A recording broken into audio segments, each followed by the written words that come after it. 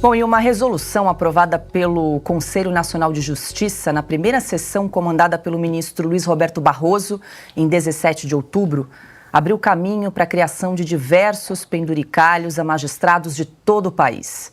Na última quarta-feira, um benefício já foi criado pelo Conselho da Justiça Federal com base nessa resolução. Ele pode aumentar a remuneração de parte dos juízes federais em cerca de 1/3. Segundo a medida aprovada pelo CJF, juízes que acumulem funções administrativas ou outras atividades processuais extraordinárias terão direito a uma licença compensatória na proporção de 3 dias de trabalho para 1 de licença, limitando-se a 10 dias por mês. Os juízes que não desejarem tirar essas folgas irão receber por elas. O tribunal deve pagar esses valores por meio de indenização, sem incidência do imposto de renda. Além disso, para integrantes de tribunais estaduais e também dos superiores, como o Tribunal Superior do Trabalho e o Superior Tribunal Militar, pode haver aprovação de novas remunerações com base nessa resolução aprovada no CNJ. Adalberto Piotto, muito boa noite. Gostaria de começar o programa com notícias melhores, mas a realidade se impõe. Temos aí então essa resolução aprovada pelo CNJ, que com certeza vai provocar um efeito cascata, né? Outros tribunais superiores também vão, obviamente, querer essa equiparação, pedir esse acúmulo de função para os juízes, e a medida, com certeza, vai impactar no orçamento desses órgãos nos próximos anos e, consequentemente, no bolso de todos nós, pagadores de impostos. Boa noite, Piotto. Boa noite, Paula. E tem um detalhe, passa a ser custo fixo, e custo fixo onera pesadamente todo ano, independentemente de qual será a receita ou a atividade econômica do país. Boa noite a você, boa noite a todos que nos acompanham também. Silvio, boa noite. Augusto, boa noite. Ana Paula, seja bem-vinda mais uma vez. Fato é que nós temos aí, vamos pegar só alguns detalhes dessa história toda. Essa licença compensatória na proporção de 3 dias de trabalho para 1 de licença, ou seja, até o máximo de 10. 10 dias no mês, nós estamos falando de 1/3. É exatamente porque se ele abrir mão da folga, o juiz pode pedir a remuneração. Remuneração que não haverá a incidência de imposto de renda. Não é assim que funciona para a maioria dos brasileiros. Recebeu, você paga imposto. Funciona exatamente assim. Qualquer ganho que o cidadão privado do país recebe, do setor privado, ele paga imposto. Algum tipo de imposto ele tem que remunerar o Estado. Mas vamos lá, se houver um aumento de 1/3 na remuneração desses juízes por essas funções que eles assumem a mais, nós estamos falando de 33%, em torno disso, da renda que eles já recebem, que é muito acima do que pode se chamar de a média da sociedade brasileira. Num país que tem um déficit hoje das contas públicas consolidadas do Estado como um todo, eu estou falando do setor público consolidado de mais de 20 e poucos bilhões, 22 ou 23 bilhões. Esse é o déficit já deste ano até o momento. Como é que se fecha essa conta? Como a Paula já fez menção, agora você já tem o Superior Tribunal Militar, que também já vai fazer uma consulta para saber se pode também estender isso aos seus juízes. O TJ de São Paulo, e se eu estou falando se o TJ de São Paulo vai fazer, quer dizer que todos os tribunais de justiça de todos os estados e o Distrito Federal também vão fazer essa consulta. Ou seja, é quase como abrir a caixa de Pandora das contas públicas brasileiras. Vai ficar ainda pior. A questão é onde é que está a eficiência do Poder Judiciário. Em algum momento, é claro que há juízes competentes e que o Poder Judiciário entrega muita coisa também.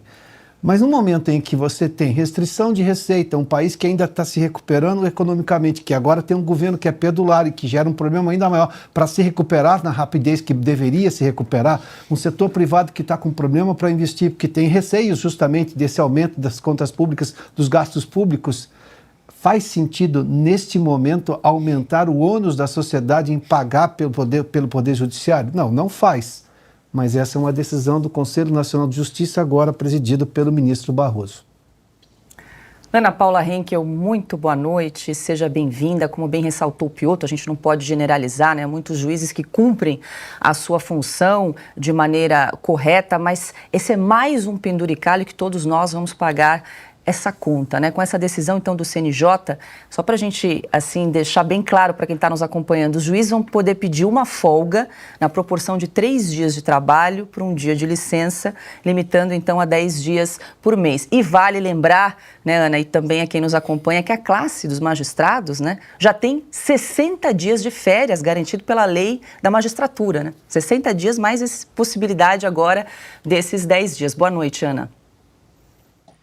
E o problema do Brasil, segundo Lula, é a quantidade de feriados, não é mesmo, Paula? Boa noite, Paula, todos vocês, meus queridos parceiros no estúdio, mestre Augusto, Silvio, Piotr, muito boa noite à nossa audiência, maravilhosa.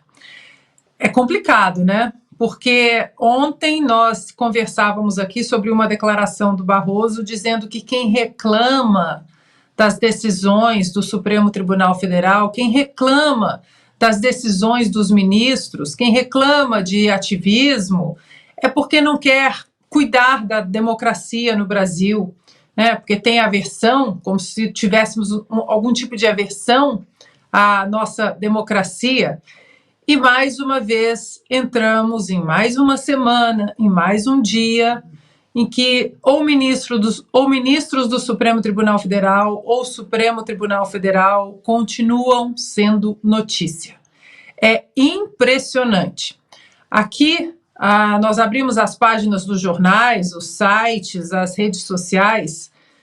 Raramente você vê uma notícia sobre a Suprema Corte dos Estados Unidos.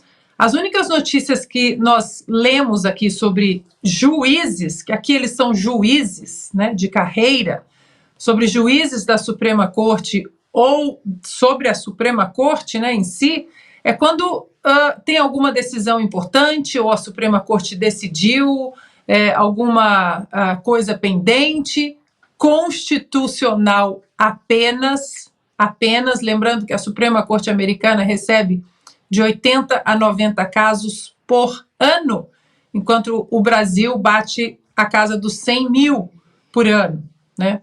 E, no entanto, no Brasil, todos os dias é Barroso, é Alexandre de Moraes, é Supremo Tribunal Federal, é Carmen Lúcia, é Fachin. É impressionante como hoje um dos maiores entraves para que nossas engrenagens rodem de uma maneira republicana, saudável, longe de ativismos, de militância, de interferências de um poder nos outros poderes. É impressionante que hoje essa pedra no sapato da República Federativa do Brasil, se chama Supremo Tribunal Federal, com esta composição do Supremo Tribunal Federal e esses ministros que vivem colocando o dedo, a voz, as canetas onde não são chamados.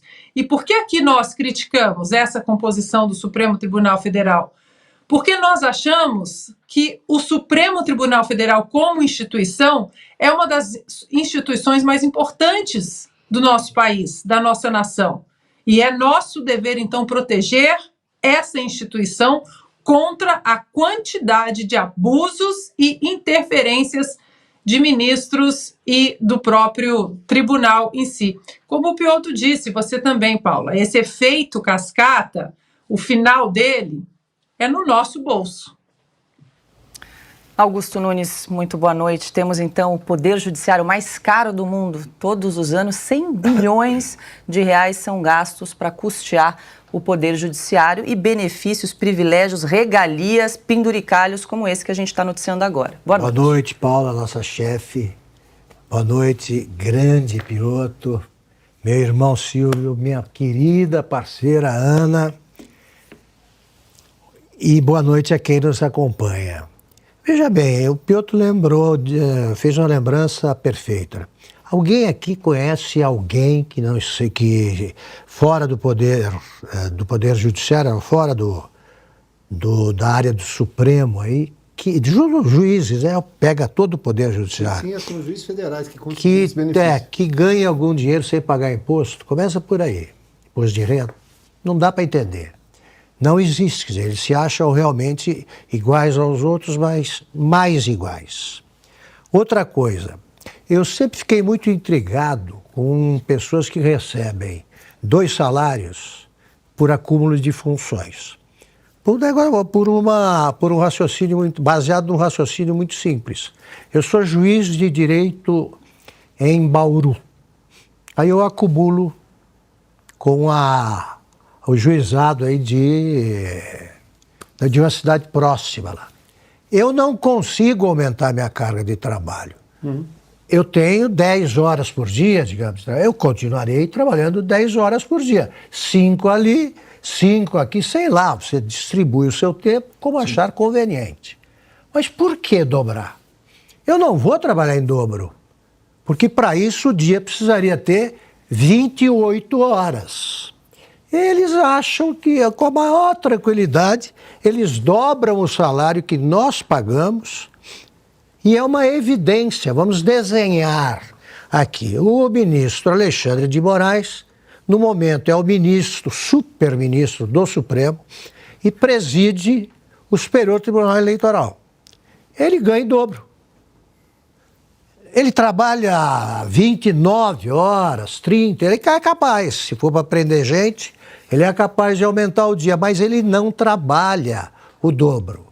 Portanto, é uma ilegalidade ou uma imoralidade, mais que isso, é uma imoralidade fazer isso num país pobre e que precisa de exemplos. Quando a gente fala da lagosta do Supremo, tá bom, se a gente quer comer lagosta, coma e tal, mas num país como o Brasil, que tem gente com fome, você não pode ter esses requintes da mesma forma que você não pode ter ministros acumulando funções de conselheiros de outras empresas estatais e sem precisar comparecer. Portanto, é isso que acontece num poder que se julga acima de todos os outros e realmente está. Ninguém pode fazer nada contra essas arbitrariedades imorais. Paula, só fazer um complemento. Essa história do efeito cascata, a FENAJUF, que representa os funcionários do Poder Judiciário, já disse que quer uma audiência com o ministro Barroso para apresentar também as suas reivindicações e quer que seja tratada com celeridade e também a mesma atenção que os magistrados receberam. Perfeito. O efeito cascata não para nunca. Vira uma bola de neve.